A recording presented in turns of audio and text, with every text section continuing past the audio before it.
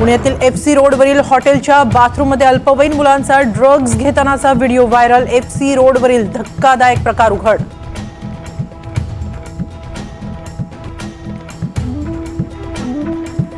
नाशिक पदवीधर मतदारसंघात एकनाथ शिंदेंच्या सभेनंतर पैशांचा सुषमा अंधारेंचा आरोप। शिंदे गटाने आरोप फेटाळले।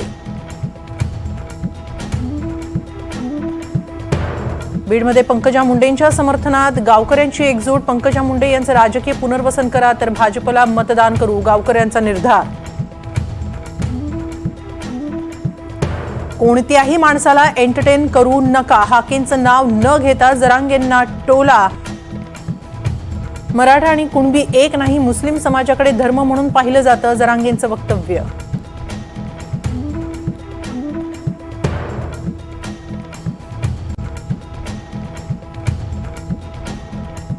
मुस्लिमांनाही ओबीसीतून आरक्षण द्या, मनोज जरांगेंची नवी मागणी। सरकारला 13 जुलैचं अल्टिमेटम कायम।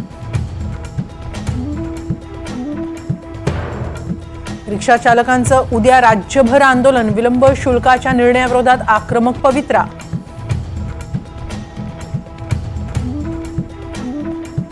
चाळीसगावमध्ये शरद पवार गटाच्या पदाधिकाऱ्याकडून भाजप आमदार मंगेश चव्हाण यांना जीवे मारण्याची धमकी। व्हिडिओ सोशल मीडियावर व्हायरल। नांदेडमध्ये भाजपच्या चिंतन बैठकीत कार्यकर्त्यांचा गोंधळ। लोकसभेच्या पराभवानंतरही अंतर्गत वाद चव्हाट्यावर। आठवड्याभरापासून पुण्यात दडी मारलेल्या पावसाचं पुन्हा आगमन। पिंपरी चिंचवड परिसरात मुसळधार पाऊस, उकाड्यानं त्रस्त नागरिकांना मोठा दिलासा।